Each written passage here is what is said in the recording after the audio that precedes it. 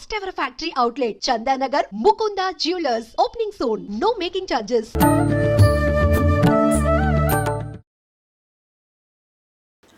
నమస్కారం, welcome to I dream. ధర్మ మార్గం విత్ విజిత కార్యక్రమానికి స్వాగతం. ప్రస్తుతం మనతో పాటు ఉన్నారు ప్రముఖ జ్యోతిష్య వాస్తు పండితులు, లలితా ఉపాసకులు శ్రీ శ్రీ శ్రీ నానాజీ పట్నాయక్ గారు. ఇప్పుడు వారితో మాట్లాడి మరిన్ని విషయాలు తెలుసుకుందాం.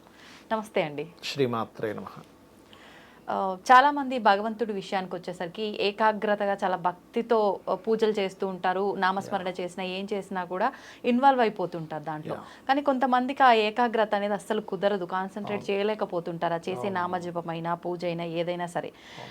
కొందరు చెప్తూ ఉంటారు, అంటే ఇక్కడ భగవంతుడు ఉన్నాడు, నేను చేసే పూజకి ఇక్కడ వచ్చేసాడు, కూర్చున్నాడు అని చెప్పి ఒక రకంగా చెప్తుంటారు. అవి విన్నప్పుడు ఏంటి అలా ఎలా వస్తాడు, నిజంగా వస్తాడా, ఇలా ఆలోచిస్తూ ఉంటాం. నిజంగా అంటే ఉండే సరౌండింగ్స్లో పాజిటివ్ వైబ్స్ని బట్టి అలా చెప్తారా? ప్రతి ఒక్కరికి అక్కడ భగవంతుడు వచ్చాడు అనడానికి తెలిసే అవకాశం ఏదైనా అంటే ఉంటుందా? దాని గురించి తప్పకుండా ఉంటుందమ్మా. చాలా మార్గాలు ఉన్నాయి, అందులో నేను మీకు ఒకటి చెప్తాను. ఫస్ట్ ఆఫ్ ఆల్ ఏంటంటే మనం తెలుసుకోవాల్సింది, మీరు పూజ కనుక భక్తి శ్రద్ధలతో మొదలు పెట్టగానే మీరు ఏ దేవతనైతే ఆరాధిస్తున్నాడో ఆ దేవతా రూపం అక్కడికి వస్తుంది. ఆ రూపంలో అక్కడికి రావడం జరుగుతుంది. గణపత, నారాయణుడ, విష్ణువ, అదే నారాయణ విష్ణు అన్న ఒకటే, శివుడా, అమ్మవారా, ఎవరిని మీరు పూజిస్తున్నారు? భక్తి శ్రద్ధలతో ఫలాపేక్ష రహితంగా మీరు కనుక పూజ ప్రారంభించినట్లయితే మీ పూజని అందుకోవడం కోసం ఆ రూపం, ఆ భగవంతుడు అక్కడికి వస్తాడు. గుర్తుపెట్టుకోండి, దేవత అక్కడికి వస్తుంది, ఖచ్చితంగా దేవత వస్తుంది అక్కడికి. మీరు భక్తి ప్రధానం, మంత్రాలు ఇవన్నీ కాదా? అవి కూడా ఉంటాయి, ఉండాలి. బట్ భక్తి ప్రధానం. మీరు భక్తి లేకుండా మంత్రం చేస్తే అక్కడ రాదు. మీరు భక్తితో చేసేటప్పుడు మంత్రం చదవకపోయినా జస్ట్ ఒక మాట అన్నా సరే వస్తుంది అక్కడ. అయితే ఇక్కడ మీకు అది వచ్చింది, కొంతమందికి కాన్సన్ట్రేషన్ కుదరదు. అలాంటప్పుడు ఒక టెక్నిక్ కనుక పాటించగలిగితే ఖచ్చితంగా కాన్సన్ట్రేషన్ కుదురుతుంది. రెండవది ఏంటంటే మీకు అక్కడ భగవత్ శక్తి వచ్చిందనే ఫీల్ మీకు కలుగుతుంది ఖచ్చితంగా. ఓకే, ఏంటంటే టెక్నిక్ ఏంటో చేయాలి అంటే, మీకు మంత్రం ఏమీ లేదు, ఎవరి దగ్గర గురువుల దగ్గర ఏమీ తీసుకోలేదు, ఏ బీజాక్షరాలు లేవనుకోండి, కనీసం నామస్మరణ, శ్రీమాత్రే నమః, లేదా ఓం నమో నారాయణాయ, నమః శివాయ, ఇందులో లేదా గణపతిని తలుచుకుంటే ఓం మహాగణాధిపతయే నమః, లేదా ఓం గం గణాధిపతయే నమః. మీరు ఏ దేవతను ఆరాధిస్తే ఆ దేవతకి నమః జోడించుకొని మీరు చేయొచ్చు. చేస్తూ ఒక పటం ఉంటుంది కదమ్మా మీ ఇంట్లో. ఇప్పుడు అమ్మవారిదైతే అమ్మవారి పటము, ఎవరిదైతే వాళ్ళది ఒక పటము, లేదా విగ్రహాలు ఉంటాయి కొంతమంది ఇళ్ళల్లో, ఇంత విగ్రహాలు కూడా వాళ్ళు పాపం చేసుకుంటూ ఉంటారు. చక్కగా ఆ విగ్రహం కళ్ళలోనే మీరు చూస్తూ కూర్చొని, ఎదురుగా కూర్చొని చక్కగా భక్తి శ్రద్ధలతో కూర్చొని కళ్ళ వైపే అలా చూస్తూ ఒక చేతిలో జపమాల పట్టుకోండి. ఆ జపమాల కూడా ఏదైనా అడ్డం ఉండాలి. బయటికి ఇలా చాలామంది తెలియక కనబడుతున్నట్టు ఇట్లా చేస్తూ ఉంటారు. కనబడుతూ చేయకూడదు. కనబడుతూ చేస్తే మనం పూజ గది దగ్గర కూర్చున్నప్పుడు, ఏదైతే పూజ గదిలో కానీ ఎక్కడైతే కూర్చుంటామో మన చుట్టూ కొన్ని గణములు ఉంటాయి. అందుకే జపం చేసే వాళ్ళు ఏం చేస్తారంటే ఇట్లాగా అక్షింతలకు గణపతికి గురువుదేవుడికి వేసి ఒక బంధనంలా చేసుకుంటారు గురుమంత్రం చదువుతూ. Okay okay. ఎందుకంటే అప్పుడు ఆ లోపలికి వచ్చి అవి తీసుకోకుండా ఉంటాయని. అలా కొంచెం, అందుకే కొన్ని బ్యాగ్స్ లాగా ఉంటాయి ఇలా కట్టుకునేవి, అది లోపల పెట్టుకోవాలి. అలా చేస్తూ ఇస్కాన్ వాళ్ళు ఎక్కువగా అది వేసుకొని తిరుగుతూ ఉంటారు. మీరు అమ్మవారినే లేదా శివుడైతే శివుడిని అలా కళ్ళల్లో తదేకంగా భక్తిగా అలా చూస్తూ కనుక నామం చేస్తూ ఉన్నారంటే మీకు ఒక ఎనర్జీ కనెక్ట్ అయి తీరుతుంది. మీరు చూడొచ్చు ప్రాక్టికల్గా కావాలంటే. ఎందుకంటే ఇక్కడ చేయాలంటే 20 నిమిషాలు పడుతుంది. అది మూడు అంటే మొన్నంటే కొబ్బరికాయ 2 నిమిషాలు కాబట్టి చూపించాం. ఎందుకంటే నేను చూపించిన అవతల వాళ్ళకి కనబడదు, ఎవరికి వాళ్ళు ఎక్స్పీరియన్స్ చేయాల్సింది. చేశారు అంటే ఖచ్చితంగా వాళ్ళకి అలా ఉండగా ఉండగా ఉండగా చేయగా ఒక 3వ మాల దాటుతుందనగానే వాళ్ళకి ఒక చుట్టూ ఒక ఏదో ఒక పొగ కమ్మినట్టు, ఒక ఆరా వచ్చినట్టుగా కాన్సన్ట్రేషన్ మొత్తం చేశారు. అలాగే అదే తదేకంగా చేశారంటే మీకు తెలిసిపోతుంది ఇక్కడ భగవత్ శక్తి వచ్చేసింది. భక్తిగా చేశాను కదా, అమ్మవారు వచ్చింది అంటే భగవంతుడు కావచ్చు. అంటే భగవంతుడు ఏ రూపంలో ఉన్నా కూడా, నారాయణుడు అమ్మవారు ఏ రూపంలో ఉన్నా, మీరు భక్తిగా జపించినప్పుడు ఒక తల్లి బిడ్డ పిలిచినప్పుడు ఎలా వెళ్తుంది, ఎక్కడో పాపం పూజ గదిలోనో లేకపోతే ఏ వంట గదిలోనో వంట చేసుకుంటుంది, అమ్మ అని గట్టిగా పిలిస్తే వెంటనే వెళ్ళిపోతుంది తల్లి ఎలా వెళ్తుందో, అదే రకంగా ఆ యొక్క దేవతామూర్తి మీ దగ్గరికి రావడం జరుగుతుంది. అంటే మీరు తదేకంగా భక్తిగా చదువుతున్నారు, వస్తుంది ఆటోమేటిక్గా. ఎందుకు కళ్ళు తెరిచి, యాక్చువల్గా కళ్ళు మూసుకునే జపం చేయాలి. కళ్ళు తెరిచి ఎందుకు అంటున్నాను అంటే మీకు ఆ ఫీల్ అర్థం అవ్వాలని. ఓకే, కళ్ళల్లోనే చూస్తూ చేయండి, ఖచ్చితంగా మీకు ఆ ఫీల్ అర్థమవుతుంది. అయితే ఇక్కడ మీరు ఎప్పుడైనా సరే చేసేటప్పుడు ఒకవైపు మళ్ళీ ఫోన్ చూసుకుంటున్నాం, దిక్కులు చూస్తున్నాం, చేయొద్దు. నన్ను ఎవరైనా అబ్జర్వ్ చేస్తున్నారు, దిక్కులు చూస్తున్నాం, ఇగో నేను ఇంత మాలు తిప్పుతున్నాను, ఇన్ని డైరెక్షన్స్ ఇంత పోయిందనుకోండి, ఫలితం రాదు. ఇలా ఎప్పుడైతే మీరు చేస్తారో, దేవత ఎప్పుడైతే అక్కడికి వస్తుందో, మీరు చేసేటువంటి పంచోపచార పూజ కావచ్చు, లేకపోతే మీరు పెట్టే నైవేద్యం ఏదైనా కావచ్చు, ఖచ్చితంగా స్వీకరిస్తుంది. అలా ఎప్పుడైతే స్వీకరించిందా ఆవిడ రుణం ఉంచుకోదు. అమ్మవారు కావచ్చు, విష్ణువు కావచ్చు, ఎవరైనా తీసుకున్నారంటే రుణం ఉంచుకోరు, వెంటనే మనకు ఫలితం వస్తుంది. ఇప్పుడు మీరు అన్నారు అదే పనిగా, అంటే 3వ మాల జపం చేసేటప్పటికి అమ్మవారు కానీ దేవుడు అంటే స్వామివారు కానీ ఎవరో ఒకరు ప్రత్యక్షం అవుతారు అని చెప్పి. ప్రత్యక్షం అంటే మీకు ఆ ఫీల్ తెలుస్తుంది. ప్రత్యక్షం అవడే 3 వాళ్ళకి అంటే అట్లా ఒక ఆకారం లాగా, ఆరాలాగా ఎనర్జీ తెలుస్తుంది, అనిపిస్తుంది అన్నారు కదా. అది కూడా ఎలా అంటే ప్రత్యక్షం అవడమే కదండి, ఏదో ఒక అంటే ప్రత్యక్షం అంటే మీకు డైరెక్ట్ కనబడ్డం. నీ యొక్క అక్షువులు అంటే కళ్ళకి కనబడ్డం ప్రత్యక్షం అంటే, ఇది ఫీల్ అవ్వడం. ఇప్పుడు అంటే ప్రత్యక్షం అవుతారమ్మా, అయ్యో మీరు భలేవారే, 3 మాలకు కాదు, మీరు ఎవరి దగ్గరైనా ఏదైనా బీజాక్షరాలు తీసుకున్నారు, ఏదైనా అమ్మవారిది, ఆంజనేయ స్వామిది అనుకోండి, శివుడిది అనుకోండి, ఎవరిదైనా, అంటే కంటిన్యూస్గా కానీ మీరు భక్తి శ్రద్ధలతో అదే ధ్యాసలో ఉండి అదే జపం చేసుకుని ఉంటే దర్శనాలు జరుగుతాయి. స్వప్న రూప దర్శనం జరుగుతుంది కొంతమందికి. అంటే ఆ కల్లో శివుడు వచ్చినట్టు, ఆంజనేయ స్వామి వచ్చినట్టు, వాళ్ళు ఏ దేవతనైతే చేస్తారు, అమ్మవారి చేస్తున్నాం అనుకోండి, ఏ భువనేశ్వరితో చేస్తాం, అమ్మవారు వస్తుంది అక్కడికి, వచ్చి మీకు కనబడి వెళ్తుంది. లేకపోతే తీసుకెళ్ళి పద అని చెప్పి తనతో పాటు తీసుకెళ్ళినట్టుగా తీసుకెళ్ళి అక్కడ ఏదైనా తినిపించడం కూడా జరుగుతుంది కొన్నిసార్లు.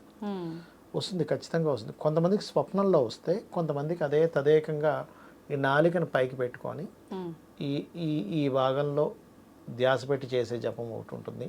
లేదా శబ్దాన్నే వింటూ ఉండాలి. మనం ఒక నామం తీసుకున్నాం, ఉదాహరణకి నమశివాయ అనుకుందాం. ఆ శబ్దం ఎక్కడి నుంచి వస్తుందనే దాని మీద కాన్సన్ట్రేషన్ చేయాలి. నమశివాయ నమశివాయ అంటున్నాం, లోపల నుంచి అనుకుంటున్నాం, బయటకు కాకుండా అనుకుంటున్నప్పుడు ఆ శబ్దం ఎక్కడి నుంచి వస్తుంది, ఆ శబ్దం ఎక్కడి నుంచి వస్తుంది అనే తదేక దృష్టితో కనుక మీరు వెళ్ళినట్లయితే కొంచెం సేపటికి ఏమవుద్దంటే చిన్నగా ఒక తెల్ల కాంతిపుంజంలా ప్రారంభమై ఆ కాంతిపుంజం ఇలా పెద్దగా దర్శనం జరుగుతుంది. మీకు ఎప్పుడైనా అనుభవంలోకి వచ్చిందా ఇలా? చాలాసార్లు. అది నాకు పెద్ద గొప్ప ఏం కాదు, అది మంచి గురువు దగ్గర మంత్రం పొందితే ఖచ్చితంగా అందరికీ వస్తుంది. నేనేం గొప్పవాడిని ఏం కాదు, ఎవరికైనా కలుగుతుందమ్మా.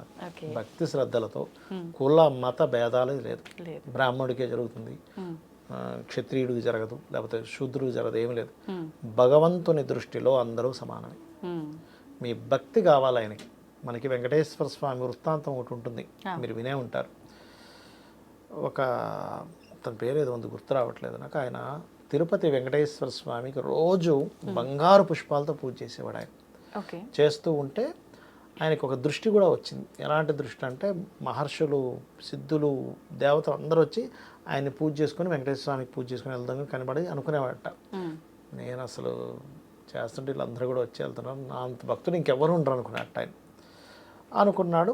వెంకటేశ్వర స్వామి విన్నాడు, ఆహా ఇలా ఉందా, సరే ఇతనికి చెప్పాలి, ఈయనకు ఒక పాటను నేర్పించాలి అనుకున్నాడు. ఆయన రోజు పొద్దున్న రాత్రి పూజ చేసుకునేవాడు, పొద్దున్న వచ్చి మళ్ళీ ఆ పుష్పాలు తీసేవాడు, మళ్ళీ పూజ ప్రారంభించేవాడు. తర్వాత రోజు, ముందు రోజు పూజ చేసుకున్న తర్వాత రోజు వచ్చి ఆ పుష్పాలు తీద్దాం వచ్చేసరికి అక్కడ మట్టి పుష్పాలు ఉన్నాయి. అక్కడ బంగారు పుష్పాల ప్లేస్లో మట్టి, ఆయన బంగారు పుష్పాలు ఉన్నాయి, మట్టి పుష్పాలు కూడా దానిపైన ఉన్నాయి. అతనికి అర్థం కాలేదు, ఏమిటిది మట్టి పుష్పాలు ఉన్నాయేంటి ఇక్కడ, స్వామి ఎవరు ఇక్కడ ఇవి పెట్టారంటే, ఒక భక్తుడు ఉన్నాడులే, ఒక కుమ్మరివాడు, ఆయన కొయ్య బొమ్మ చేసుకున్నాడు నాది, చేసుకుని ఆయన పూజించుకుంటూ, ఆయన దగ్గర డబ్బులు లేవుగా, నీలాగా సంపన్నపరుడు కాదుగా, మట్టితో, ఆయన కుమ్మరివాడుగా మట్టితో పుష్పాలు చేసి నాకు సమర్పిస్తున్నాను, నాకు చాలా నచ్చింది, నేను తెచ్చుకున్నా అంటాడు. ఏమిటి, నేను బంగారు పుష్పాలతో చేస్తుంటే ఆ మట్టి పుష్పాలు తెచ్చుకున్నావా?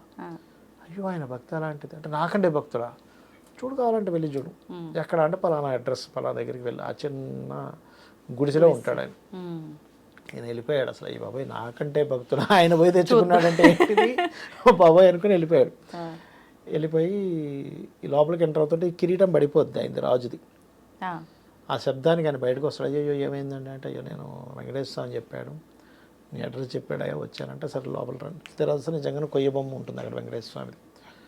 అసలు ఆయన అసలు ఒక్కసారిగా రాజు ఎవరైతే ఉంటాడో ఆయన అసలు ఆశ్చర్యపోతాడు.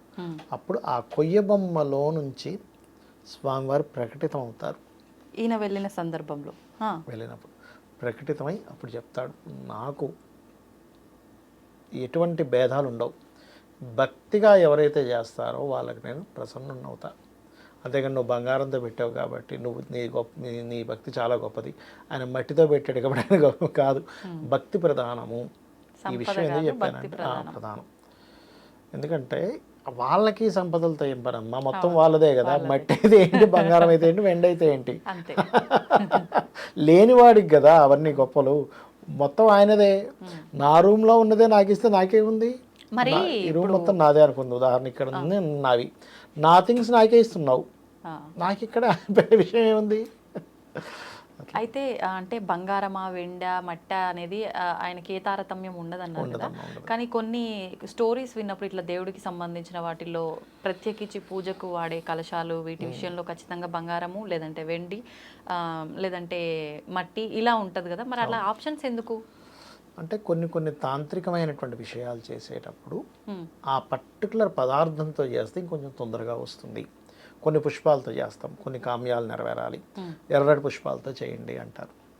కొన్ని గురుబలం పెరగాలి, పసుపుతో చేయండి, గంధంతో చేయండి అంటారు. అంటే ఆ పదార్థం తాంత్రిక సంబంధంగా చేయడానికి పనికి వస్తుంది.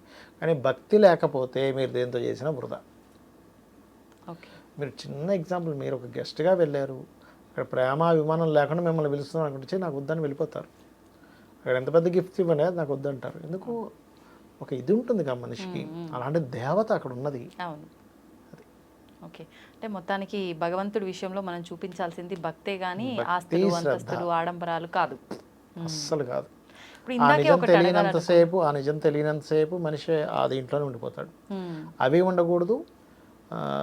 కొంతమంది చూడండి, మేము ఫలానా గణపతినే పూజిస్తాం, అవును, శివుణ్ణి విష్ణువుని పూజించమనం, అది మేము విష్ణువునే పూజిస్తాం, శివుణ్ణి పూజించమనం, ఇట్లా కొంతమంది ఉంటారు. సరే మీ ఇష్టం, మీరు అది చేసుకోండి. కానీ ఇంకొక దేవతని పూజించే వాళ్ళని కించపరచకూడదు. ఇప్పుడు మీరు ఇందాక చెప్పినప్పుడు అంటే అమ్మవారి కళ్ళల్లోకి అలా చూస్తూ నామజపం అన్నప్పుడు నాకు అనిపించింది, అంటే మీరు అన్నారు అలా మనకు తెలుస్తుంది ఫీలింగ్. కొంతసేపటికి ఏమైపోతుంది అంటే ఒక తెల్లటి ఫార్మింగ్ ఇట్లా చుట్టూ ఒక బూదర్ అయిపోతుంది. అంటే మీకు ఇప్పుడు మొత్తం క్లియర్గా కనిపిస్తుంది చూసారా, మొత్తం క్లియర్గా కనబడ్డా ఆగిపోయి ఇదంతా బూదర్ అయిపోయి అమ్మవారి అంతవరకే మీకు క్లారిటీ ఉంటుంది. ఇదంతా బూదర. అంటే దాని అర్థం ఏమిటంటే ఎప్పుడైతే మీకు మీ కాన్సన్ట్రేషన్ మొత్తం అక్కడికి వెళ్ళి తదేకంగా మీరు భక్తిగా చేస్తున్నారో 100% అక్కడ ఆ యొక్క ఎనర్జీ ఫామ్ అయింది అనేటువంటిది అర్థం అనమాట అక్కడ.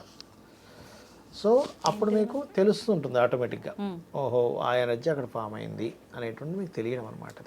అయితే నాకేమనిపించింది అంటే ఒక వస్తువు సైడ్ తదేకంగా ఎక్కువసేపు చూసినామంటే ఖచ్చితంగా మన చూపు అనేది అటు ఇటు అయినట్టుగా అనిపిస్తుంది కదా, అలాంటి ఫీలింగ్ ఏమేమో అది మీరు ప్రాక్టికల్గా చూడొచ్చు. ఒక వస్తువు మీద చూస్తున్నారా, భగవత్ నామస్మరణ చేస్తూ చూస్తున్నారా? మీరు మంచి ప్రశ్న వేశారు. ఒక వస్తువుని అలాగే చూస్తూ ఉండండి, ఏమీ మాట్లాడుకోకుండా. ఏమనిపిస్తుంది, భగవంతుని భక్తి శ్రద్ధలతో మీరు పూజ చేసినప్పుడు ఏమనిపిస్తుంది చేయండి. అయితే ఇక్కడ మనకి పూజ చేసేటప్పుడు పర్టికులర్గా మీరు చేయవలసింది ఏంటంటే ఫస్ట్ ఒక పద్ధతి ఉంటుంది. ఇది పవిత్రోవా అనేటువంటిది, ఉచ్చష్టంత భూత పిశాచ అనేటువంటిది ఆచమనం చేయడము. అదేవిధంగా ప్రాణమంత్రం అని ఉంటుంది, ప్రాణమంత్రాన్ని చదవాలి ఏదైనా దేవతామూర్తిని పూజించేటప్పుడు. అవన్నీ తెలియదు, నాకు భక్తి ఏముంది అనుకుంటే కూడా భగవంతుడు వస్తాడు, రానని నేను చెప్పట్లేదు. భక్తి చాలా ప్రధానం. ఇప్పుడు ఆ యొక్క మహాకవి కాళిదాసు గారికి అమ్మవారు ప్రత్యక్షమైంది. ఆయన ఏ ప్రాణమంత్రం చదివాడు, ఏ ముద్ర వేసుకున్నాడు, భక్తే కదా అక్కడ. అలా ఏంటంటే భక్తి, శ్రద్ధ, నమ్మకం చాలా ముఖ్యం. ఖచ్చితంగా మీరు మంచి ప్రశ్న వేశారు. ఎందుకంటే తదేకంగా చూస్తుంటే అలా ఫామ్ అవుతుందా, ఒక మంత్రం చెబితే ఫామ్ అవుతుందా? ఎందుకంటే ఈ రెండు తేడా చూస్తే మీకు అర్థమైపోతుంది. అవునండి, కరెక్టేనండి. చూద్దాం, ఎవరైనా అంటే దీన్ని ఎక్స్పీరియన్స్ చేసి కామెంట్ రూపంలో ఏమైనా తెలియజేస్తారేమో. కాకపోతే ఒక 20 నిమిషాల ప్రాసెస్ కాబట్టి అది ఎవరికి వారు ఎక్స్పీరియన్స్ చేసుకోవాలి. అవును నేను కూడా తప్పకుండా ట్రై చేస్తాను. మీరు చెప్తారు. ధన్యవాదాలండి. శ్రీమాత్రే నమః.